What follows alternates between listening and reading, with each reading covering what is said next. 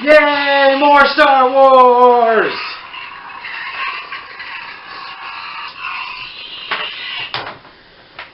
What's good, YouTube land? No Word Collector here. God, these are a pain. So today, figure I'd give you a few minutes, and I would talk about my thoughts on Star Wars: The Last Jedi, which I saw yesterday, and this video would have been up earlier if my camera's batteries weren't dead. But that's what I get for using rechargeable batteries. Nonetheless, onto the movie. I really liked it. Now, going in as I wouldn't say a hardcore fan, but an obsessed fan, it was going to be hard to make me hate the movie. And while it was not perfect by any means, there are things we will get to that keep it like odd things we will get to in the movie. Overall, it was very enjoyable. It made me laugh. It made me emotional. It made me angry. Maybe I'm just a generally angry person. The thing about the laughter is they played an interview with the director, Rian Johnson. I think that's how you say his last name. His first name is R-I-A-N, so Ryan. And he said specifically that he was going for a funny approach on Star Wars. And I think some people might take that they think there's too much laughter or too much comedy. I can understand that, but I didn't think there was too much comedy. But first off, we must raise a torch or something to Carrie Fisher, who unfortunately this is her last time playing Leia because she passed away almost a year ago, the end of 2016. So, how will they deal with that in Episode 9? We have no idea. But it's just, yeah, this movie's in memory of Carrie. Everyone's favorite princess. Metallic bikini or no. So, first off, right off the bat, one thing I noticed is this movie had a bit of an issue a couple of times with forced perspective. I'm just going to put it that way. That's the word that came up in my head. I'll explain what I mean.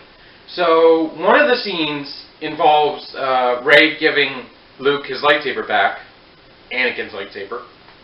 So, in that shot, because they did that shot at the end of The Force Awakens, and they replayed it here.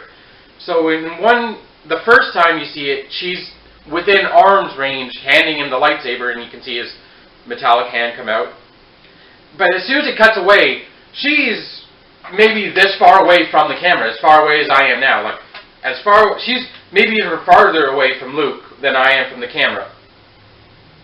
Like, how do those two things don't work? She was literally in arm's reach, giving the lightsaber, like, not this far away. So, that was something that I noticed. Another time they did this kind of forced perspective thing was in Rey's training. They have her training with her staff first. So there's a pillar, basically, a small rock form that's in front of her that she's training against. And all throughout the promotional material, we saw her with her lightsaber putting it up as close to it as she could. So she does that with her staff, and they make it look like she's really close to the rock. But when they zoom out again, she's farther away than you realize. It's just, I don't know, maybe I'm being nitpicky, But I think most of my problems with the movie are going to be very nitpicky. So we have to get into the movie itself. If you paid attention, you know I normally do these with somebody beside me on his channel, where there might be a link in the description. But when it comes to Star Wars, he's too gutless to form his own opinion and just go see the bloody movie. But yeah, for one thing, for a movie about stars, like a war in the stars, there was surprisingly very little planet hopping. Sorry about that. Fucking camera! Yeah. So they really only spent time on 2 planets, like Arc 2, the planet Luke was on, and Crate, the planet that the Resistance held. It's basically the final battle of the movie on. The rest of the movie was all centered around space, which is kind of cool. So the first scene, it starts out immediately with a space battle. The First Order has been tracking the remnants of the Resistance, who were like, okay, who were on a planet, but had to escape. And I don't believe that planet was actually given a name. Not that I can recall. So they bring in one of their heavy fighters, a dreadnought, and immediately Poe Dameron appears. So you can tell this movie is mostly centered around Poe, Finn, Rey, and Kylo, with more helping roles, not necessarily main roles, by Luke, Leia, I think her name was General Holdo. At some point we'll get into that. And Snoke didn't have really much of a leading role. One thing about this movie, it didn't really answer a lot of questions from The Force Awakens.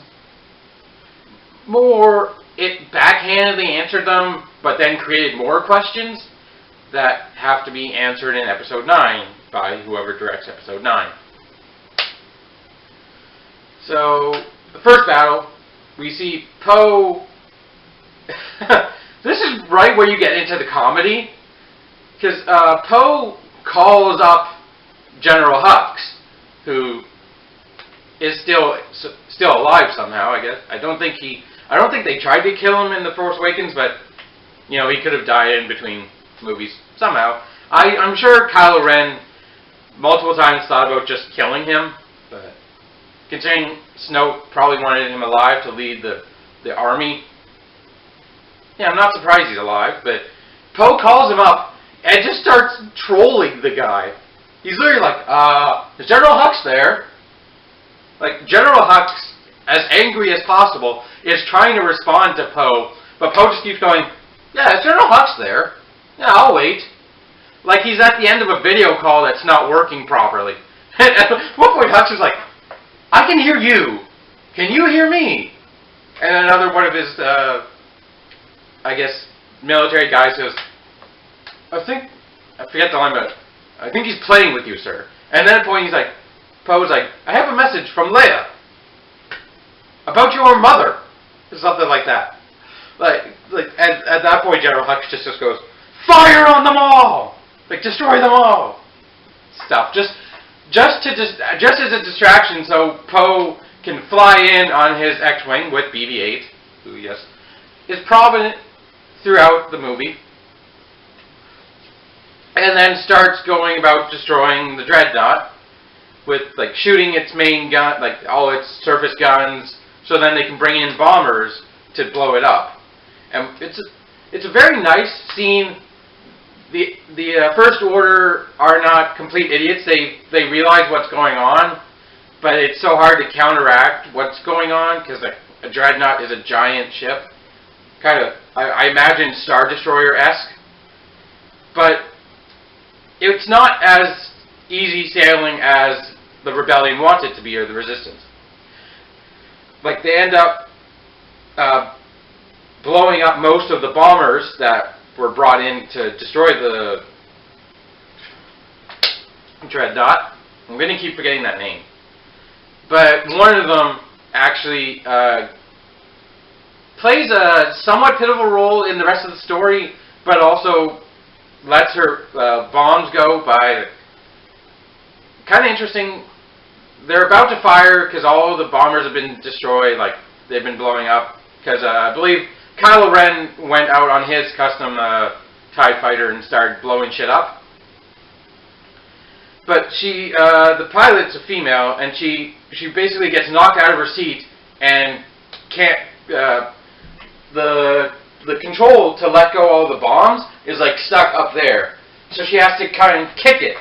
But they make important note that she has a medallion around her neck, which we'll get to in a bit. So eventually, after a couple kicks, she finally kicks it free and lets all the bombs go. But she also, her ship blows up because it crashes, like it gets caught in the explosion of the Dreadnought, and she ends up dying. So this pisses off Leia, who's been leading this. She told Poe earlier to turn away because she knew how dangerous the mission was, and she's immediately demoted Poe from, I forget what his exact position was, but she demoted him for disobeying orders and costing a lot of lives. So we then cut to Luke and Rey, and that iconic scene of her giving him his lightsaber. And here's another bit of comedy. He just chucks it. He just immediately goes, like, chucks it behind him supposedly into the water below. Which I looked at, I was like, oh my god! I started laughing at that. Like, I didn't know how to react to that. Like, what kind of response do you give other than laughter? What do you do when the most important Jedi in the whole galaxy basically says, no, I'm not going to train you? Like, that was essentially what he was doing without saying anything. It was just like... And then, you see, at this point, they're trying to make Rey the Luke of this story. And Kylo is basically the Darth Vader, which I'll get to in a minute. And at this point, Luke is kind of depressed. He's not really in the same position as old Ben was, because old Ben was watching over Luke, ready to train him when necessary. Luke is basically given up everything he had for reasons that are explained later. We're not going to explain them now. But another one of my favorite scenes involves Luke. Later, she explains to him everything that's going on with Kylo, and he goes, and he flat out, he doesn't say no, but he ignores her, because he's doing a lot without saying words. And when he does, he goes, what, do you expect me to go out there with a laser sword and fight the whole First Order? I'm like, this movie knows how to make fun of the people who have created the universe. It's literally making fun of George Lucas explaining a lightsaber is a laser sword. Laser sword. I'm like, yeah. I found that very amusing. So, another running theme in The Last Jedi is the idea that Kylo Ren has good left in him, much like Luke thought that Vader still had good in him. And eventually we cut to a scene between Kylo Ren and Snoke on Snoke's ship, where it's not just an image of Snoke. We actually get to see him sitting there, like in his body. And at this point, Kylo Ren is still wearing like the scars of the lightsaber slash he took across the face. And if you look at his first appearance, you can see like the black strip. And you know what it reminds me of? this is the first thing I thought of. It's not just exclusive to wrestling, but if you watch a lot of wrestling, you'll notice wrestlers wearing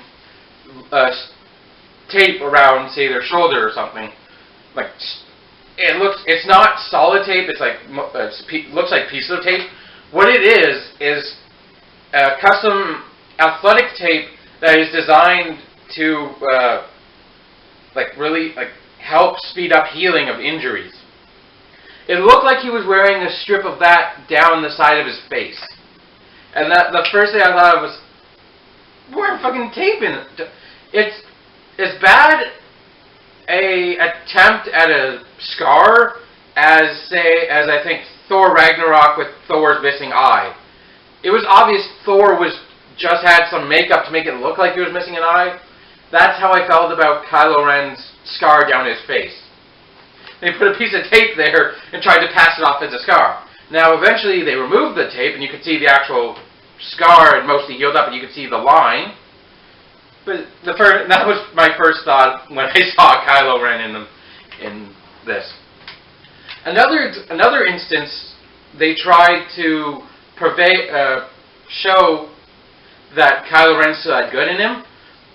So in that first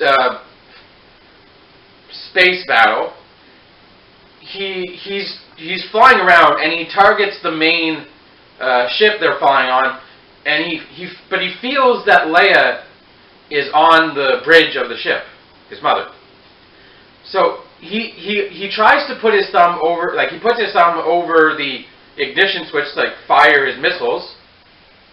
Blah! But he can't bring himself to kill his own mother. But then, two accompanying TIE fighters beside him each shoot at the bridge anyway and kill Mr. It's a Trap! And supposedly Leia. So, at that point, Kylo goes around shooting his own ships out of anger that they killed his mother. But here's one of my negative points. This didn't make sense to me right away. So the bridge of the ship gets blown out into orbit, and everyone's assumed dead. But we cut to Leia in the sky. Somehow, probably through bullshit like plot armor and the Force, even though it's never been explained in canon movies that Leia can use the Force. Just because she's Force sensitive doesn't mean she knows how to use it. Not only does she use it to keep herself alive, but she pulls herself back onto the bridge of the ship and opens the door into the ship from the bridge in time for her to still be alive. Okay. Why not use that moment there as a symbol for Kylo's full embrace of the dark side? Why not have him kill his mother too? It just didn't make... sure you want it, but it would have made perfect sense because she can't be in Episode 9 unless you Photoshop CGI bullshit her face into it. It's not that... I'd say it's a big... unless they come out and explain it, it feels like a pretty big issue. But it's not big enough an issue to make me, not want to rewatch the movie. I'll just rewatch it with hopefully an explanation. So then, eventually, Kylo Ren and Snoke have a scene where this segment, it's perfect in multiple ways. It harkens back on the original trilogy, but it adds more depth to Kylo Ren's character at the same time. So Snoke is mad at him for failing his mission. Something about Rey, the battle on the snow on Starkiller. So we do see that Snoke is powerful in the Force. He uses Force lightning to not injure, but just send a message to Kylo by shocking him. But Snoke wanted Kylo to be the next Darth Vader, to be Snoke's mindless puppet while Snoke ruled over the galaxy. And at that point, Kylo Ren is really pissed off because Kylo Ren doesn't want to be a mindless peon. He would rather rule himself. So he destroys his attempt at Darth Vader helmet, the helmet he wore through the first scenes of The Force Awakens. He actually wore into his meeting with Snoke, where Snoke took off that. He told him, "Take off that pathetic tin can," or something like that. So he takes off, and then he smashes against multiple walls, breaking it,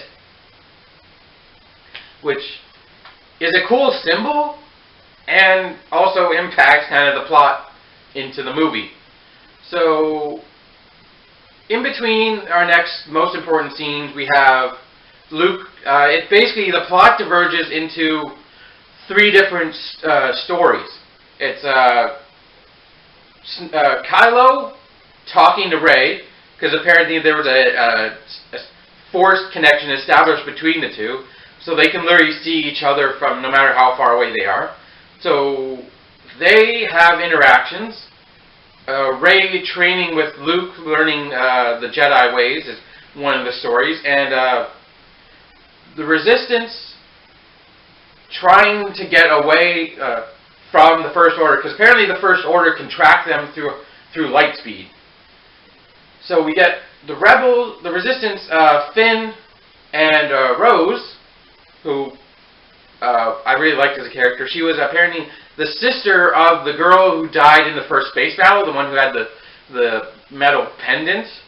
Rose has the other half of the metal pendant. So Finn and Rose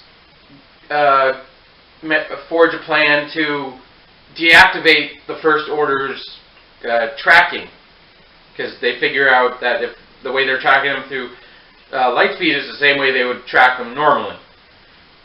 But we also have Poe trying to lead the Resistance because they're running out of fuel and they need to reach a base to launch a distress signal to anyone who's an ally of the Republic. So we have those 3 stories going on, and something I noticed a lot of fans critiquing The Force Awakens for was the middle of it being way too fast. Like, I've watched it twice, and I can understand. There's a particular chunk of the middle of the movie where Rey has her vision after touching Anakin's lightsaber, and all this other stuff happens along with the vision. That stuff happens way too fast. Like, I remember watching the vision, and I didn't even realize that Obi-Wan and Yoda were talking to her. Like, there were so many visuals, it was hard to keep up with. And this movie was paced a lot better, but in some ways, it felt a little too slow. Like, the scenes with Luke and Rey occasionally felt they were taking a bit too long. Like, because they had multiple plots going on at the same time, they had to regularly cut back and forth. So, like, scenes between Rey and Luke felt like occasionally took too long. Mostly it was Rey and Rose. Like, while their story was good and showed a different side of the universe that we probably haven't seen, in movies at least, some of the scenes felt a bit too long. Some of the dialogue was a bit awkward, but I didn't mind it being awkward, because Finn is generally an awkward character, and Rose was portrayed as an awkward character as well. So, like, you get 2 awkward people who never have been the best with talking to others, trying to, find the master hacker to get onto Snoke's ship undetected. It felt like a bit too long. Like, I don't know. The scenes it almost went to the point of dragging on, but then it would cut to something else. Where am I going? I'm bouncing all over the place just like the movie was. it bounced all over the place, but not at a rate that felt overwhelming. I'll say that. So Luke, I've heard people complain about the portrayal of Luke by Disney in general, considering now that the extended universe is out of canon.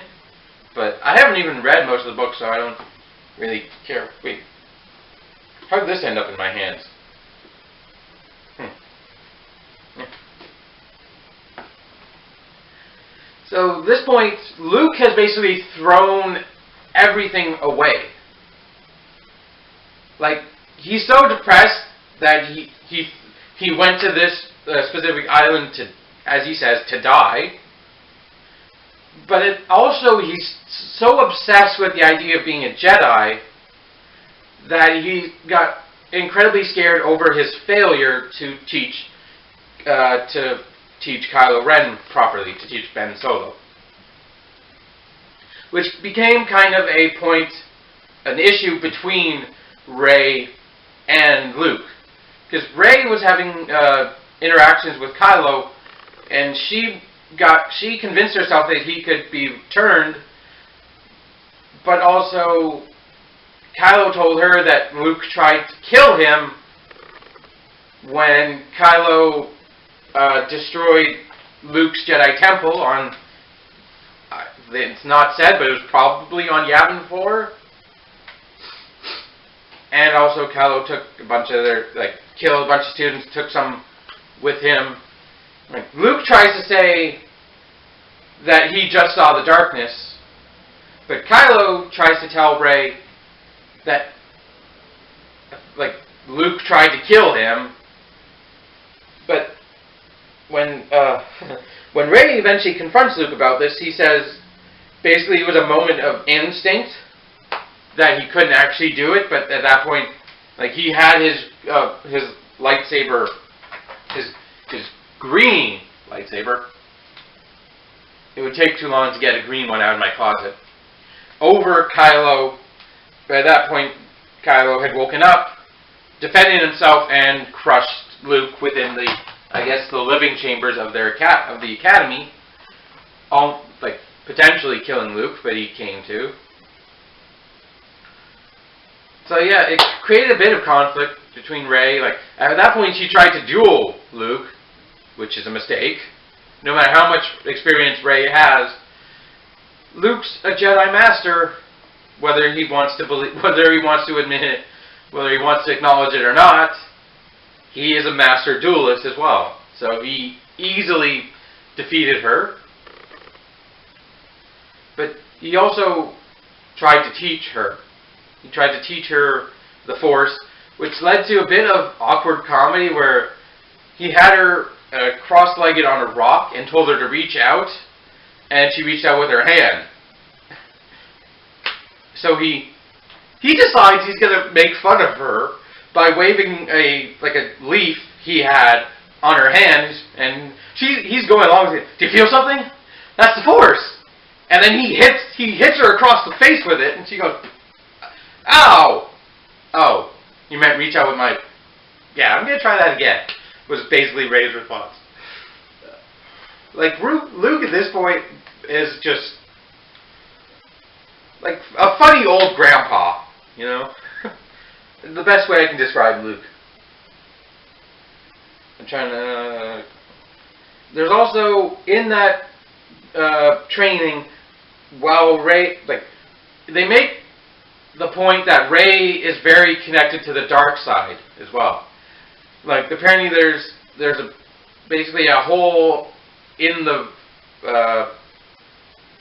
island that Luke and Rey are on, and that it's apparently strongly connected to the dark side, and that she couldn't even bring herself to try and fight it. So they made that point, and this whole scene has been building towards Rey confronting Kylo again. She finds the thing she saw, the hole, and she falls down it, and she basically falls into a lake, and then she's shown a giant basically she touches a wall, and she showed a giant vision of an endless stream, like, of herself, you know, like a mirror reflection, endless reflection of herself. You know, like a funhouse mirror where you would, like, snap your fingers and every single image of you would snap your fingers. Like, it did that, but within a giant line, and like it would do this, and then it would go forwards, go backwards, and come back, and just be on basically an endless loop. And I'm trying to think of, I'm trying not to describe everything, but I'm talking way too long. She goes back up to the wall eventually after realizing she's not scared and that the vision she's seeing has an end. And she asks the wall to see her parents, because her whole big thing since The Force Awakens is who are her parents. And the wall shows her herself. So I don't know what that means. But, you know, we have to, I'm going to go back to the other stories, because at this point, Rey leaves Luke to go meet up with Kylo, because she thinks she can turn Kylo. But this whole story is building to one scene at the end, which was honestly my favorite scene, but we have to tie up some loose strings first. So it's Finn and Rose go to a planet, I don't remember the name. So another planet, excuse me, there's like 4 planets. Okay, I was wrong originally. But it shows you a different aspect, like, of the Star Wars universe. The biggest question I think everyone's had since Star Wars has started, how do the Rebels and the Empire / First Order fund all their weapons? So this planet they go to, all the people on it have, like, it's a whole planet of people who are basically war profiteers, who have sold weapons to both sides, the dark and the light, and live on a planet completely ignoring the war and just living in the luxury. Like, it's basically a giant, like, the part they go to on the planet is a giant casino. So they're looking for the master hacker, who has like a red plum lapel thing on his lapel. It kind of reminds me of a poppy. It kind of looked like a poppy. But also, they parked their ship on a public beach, which is apparently on this planet grounds for arrest. So they try and reach the master hacker, but they get arrested. And they end up meeting a guy in jail who says he can hack them get them onto the dreadnought. So they have a whole escape fun scene where some alien tries to stick coins into BB-8 because he thinks it's a slot machine. That's humorous. BB-8 ends up basically rendering a bunch of soldiers useless by tying them up, and like one of them he shot all the coins he had collected at the soldier, at the guard. Another thing about this hacker, he has a bit of a stutter. Like, he does quite a bit of stuttering. Just figured I'd mention that. It's not really a pivotal point, but it's something worth talking about. So, basically, all at the same time, everything converges onto the dreadnought. But also at the same time, Poe has been getting increasingly angry with Holdo, because Leia's still in ICU recuperating from being in space.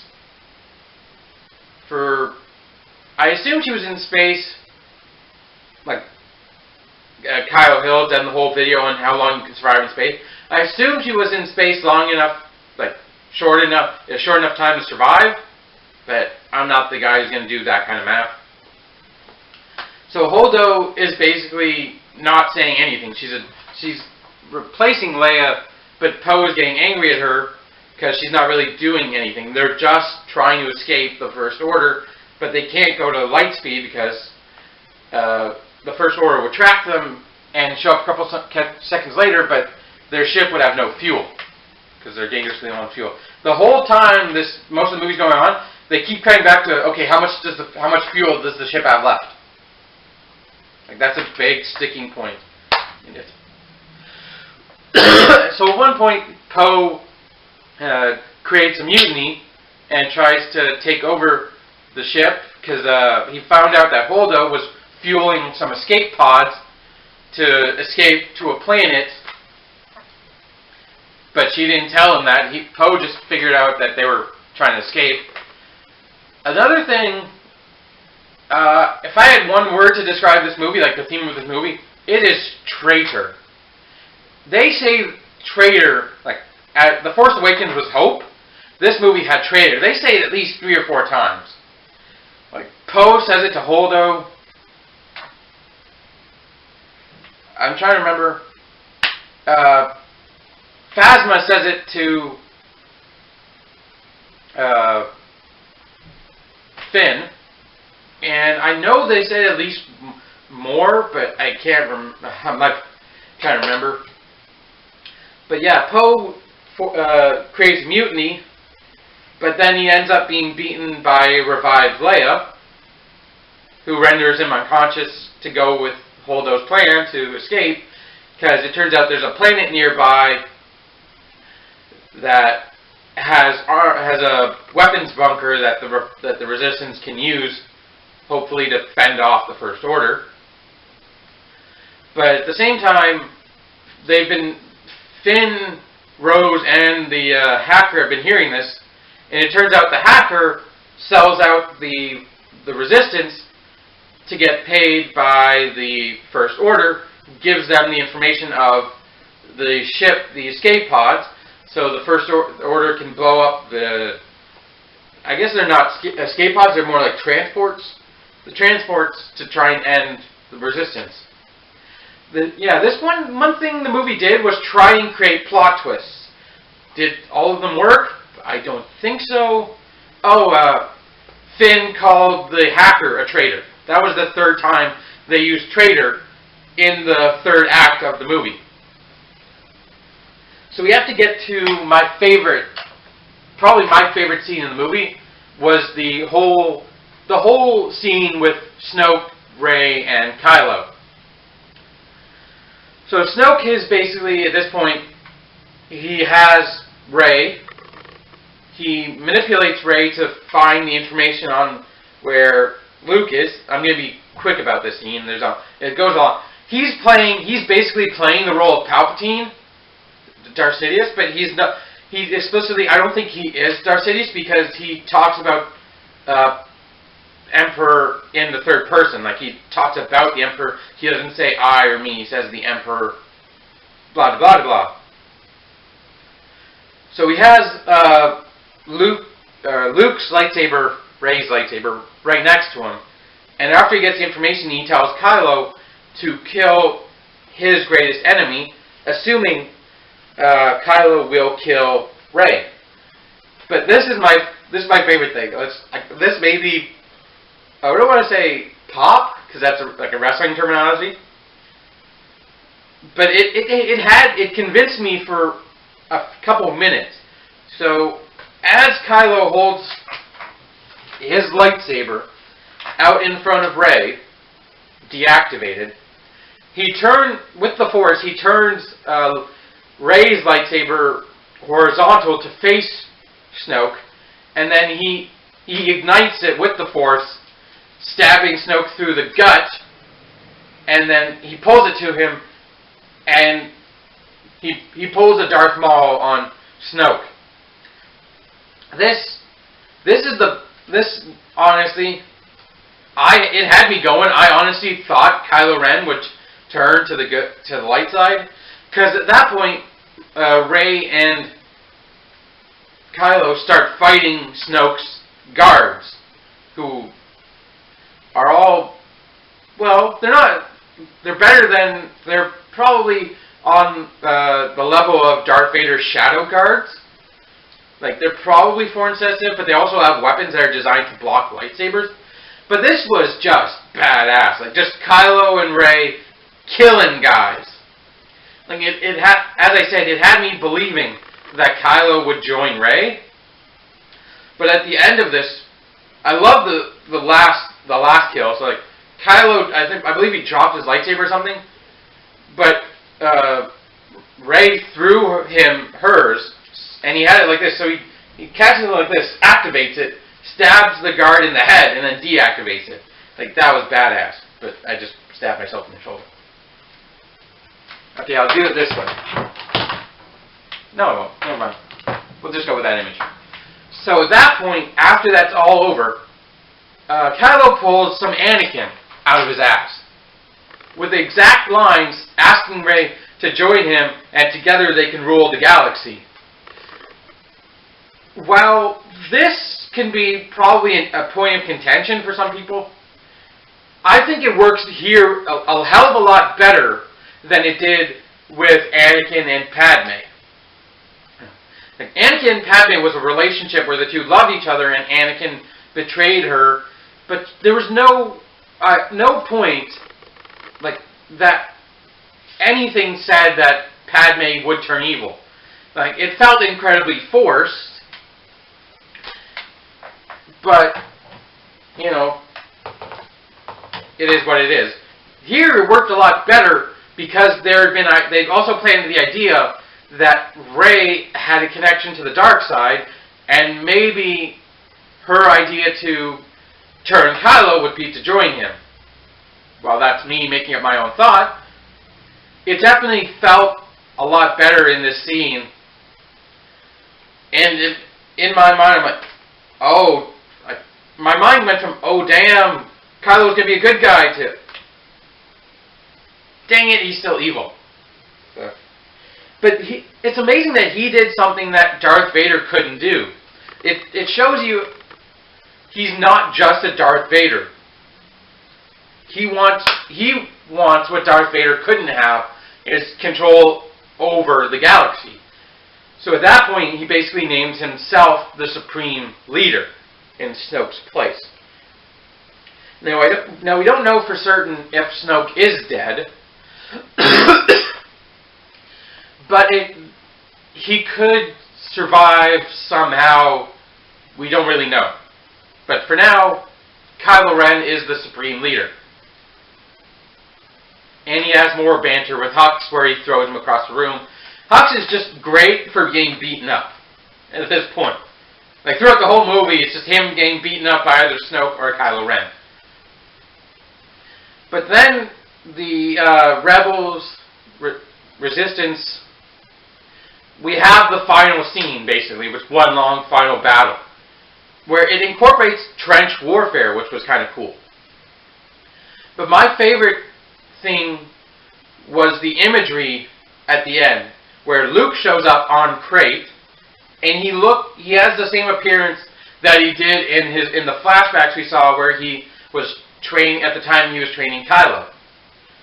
This completely threw me off because I didn't realize at that point it was a forced projection of Luke. I had assumed he cut his hair, you know, took out the gray with some, I don't know,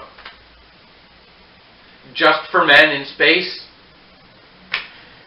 But he confronts the whole First Order because apparently they have a weapon that's based off Death Star tech. This movie makes a lot of references to the prequels and the original trilogy. Also making fun of both of them. Because, I'll mention this, okay, I skipped over this. Earlier, after Rey left, Luke decided, because Luke apparently had cut himself off from the Force, but he decided he would move on, and he was ready to burn a tree down on the planet, which was apparently an old Jedi temple, and contained the last books of the Jedi. But Master Yoda shows up as a Force ghost. And at that point I thought, where's old Ben? Where's Anakin? Why wasn't Anakin's Force why didn't Anakin show up to either talk to his son or talk to his grandson? That's one question I had leaving the movie. Another thing like Yoda explains to Luke to move on, basically. Like that he's so obsessed with failure that he can't see what's right in front of him. And Yoda summons lightning, not force lightning, but just regular lightning, to come strike the tree and destroy it, because those books aren't important. What's important is every master passing on his knowledge to the next generation of Jedi. So that was a really cool scene. Yoda showing up as a Force ghost. So then, Luke, just a couple of things I missed. There was a cool moment in the scene between Snoke, Rey, and Kylo where Rey tries to take back her lightsaber, but Snoke overpowers her. So instead, she takes Kylo Ren's lightsaber and tries to fight with it. Just the image of Rey with Kylo's lightsaber. One was pretty cool, but two, does it lead into the next movie? Like, because the whole movie she was tempted by shown her connection to the dark side. Does her having a red lightsaber mean anything? We don't know. So there's that. And the whole mention of the cathartic story for Finn. After he gets betrayed by the stuttering guy on Snoke's ship, eventually he gets free because Phasma was going to execute him. And he has a fight with Phasma where he uses the riot baton that he fought against in The Force Awakens. And we actually get to see Phasma fight for a small amount of time. And she does actually knock him into what looks like a hole. But as he rises back up, he smashes her helmet, revealing a bit of her face. And then they do the whole, Phasma says, "I knew you'd come." And Finn, with a smile on his face, says, "Rebel scum." Those are just a couple of things I remembered afterwards. Wrap this up. So Luke's dodging, but at that point he pulls an Obi-Wan out of his ass. I'm just using that expression. And literally says to him, "If you strike me down, I'll always be with you." So he doesn't exactly quote Obi-Wan, but he pulls that same Obi-Wan on the first Death Star. But earlier, Kylo Ren was voting that he's like, "I'm going to kill you, and I'm going to end the Jedi." Because Kylo's big thing throughout the story, his motivation is he wants to destroy the past and move on in the present with him ruling the galaxy. But it turns out, yeah, as I said, this was just a forced projection by Luke, who was still on Ahch-To, just to create enough time for the rebels, the resistance, to escape. And he says to Kylo that Luke is not the last Jedi. So we know where that's going to go next movie. But at that point, Luke ends up joining the Force, which is a really cool bit of imagery, because it cuts back to Ahch-To, and Luke and everyone with John Williams' score, who's done more music for this movie, we notice the sun is dying down. And Luke, at that point, is peaceful with himself, and it's not completely clear whether he passes on because of the ability, or he just decided it was his time, and he passed on, he passed on fully content and calm, but we're not 100% sure if it's because of the Force projection, even though he was projecting himself way across the galaxy and it caused a heavy strain on his life. So we'll probably see Luke as a Force ghost in the next movie teaching Rey. So Rey, this is another amusing thing they did. Earlier in the movie, when Luke was asking her about the Force, she's like, "It's to move boulders." And one of Luke's most, the favorite piece of dialogue in this movie is, he says this twice: "Everything you just said is completely wrong," or some version of that. He said that to Rey when she was talking about the Force, And he said that to Kylo when Kylo was talking about destroying the Jedi. So Rey is the only... the rebellion get to a giant wall of rocks at the same time Rey does, and she literally goes, moving rocks, and then starts moving them out of the way so the Resistance can leave on the Millennium Falcon. There was also earlier in that same third act, in the scene, the trench warfare, where the Millennium Falcon helps out, because all the Resistance had were a bunch of speeders, old speeders. And also this was the biggest point for Rose's character. She saves Finn, who Finn was going to sacrifice himself to destroy their giant weapon, but she prevents him from doing that by crashing into him and threatening her own life. At that point, Rose says to Finn, "It's not about fighting who you hate; it's about protecting who you love." And then she kisses Finn on the mouth, which was okay. I feel like Rian Johnson created a unnecessary love triangle between Rey, Finn, and Rose, because Rose isn't outright dead yet.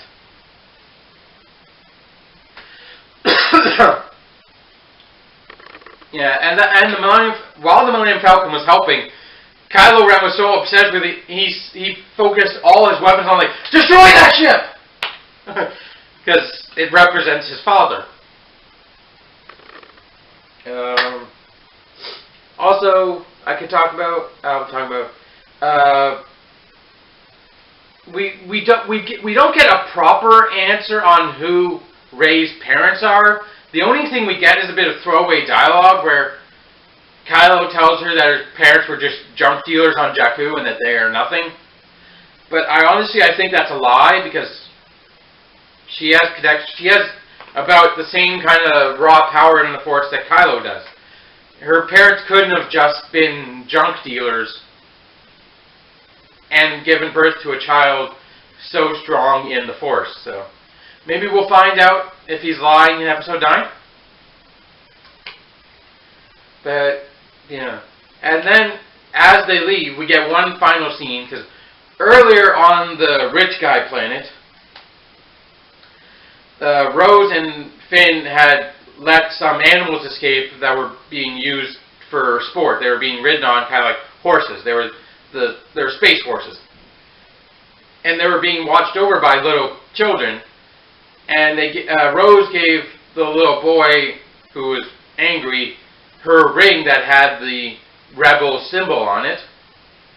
See, at the end of the movie, we cut back to him, again his friends, and they were telling stories of Luke Skywalker, who, throughout the movie, Luke Skywalker's mad that he got so enveloped in his own legacy that he thought he could train more Jedi, and that ended up being his downfall. But we cut to the kid, and here's another thing that confused me. The kid goes to pick up a broom, but it looks like he has his hand about this far away from the broom, and it looks like he brings the broom to him with the Force. Maybe I'm wrong, maybe he actually grabbed it, but it looked like the broom moved on its own. So, is that kid going to be a Jedi? Am I just completely full of shit? One of these two answers may be correct, somewhere in the middle. But yeah, he's looking out on the galaxy and he has the Republic ring, and that's what the movie ends on, is that shot of his ring. So, that's basically my review of The Last Jedi. That went way too long, but I couldn't leave out anything. I didn't feel like I could leave out anything. Is it perfect? No. Do the flaws make it unwatchable? No. But there are things to take notice of. Like, when will we get Snoke's backstory? All we know is he's strong in the Force and wanted to follow in Palpatine's footsteps. like there are a lot of questions leading up into the next one, and not a lot of answers from like that answered questions from The Force Awakens. But I'm looking forward to the next one, which I've heard is going to be in spring of 2019. So, because next year is going to be the Han Solo movie. Probably, I think, will be the Han Solo movie. So we got another just less than 2 years to go before this trilogy ends, and another trilogy will eventually start, because they've already confirmed that they're going to do another trilogy, but they haven't given away in what era of Star Wars they're going to do it in. But they have said it's not going to be in Star Wars: The Old Republic. Which, now that I think about it, I have both games of the Knights of the Old Republic, and I may do some gameplay on that if you guys are interested. I do have to get a better laptop first, but it's not a problem. I'm not going to elaborate. But yeah, thanks for watching. I hope you have enjoyed. If I would give it a final rating, I would give it maybe 4 surprise lightsabers out of 5. May the Force be with you, and keep it weird.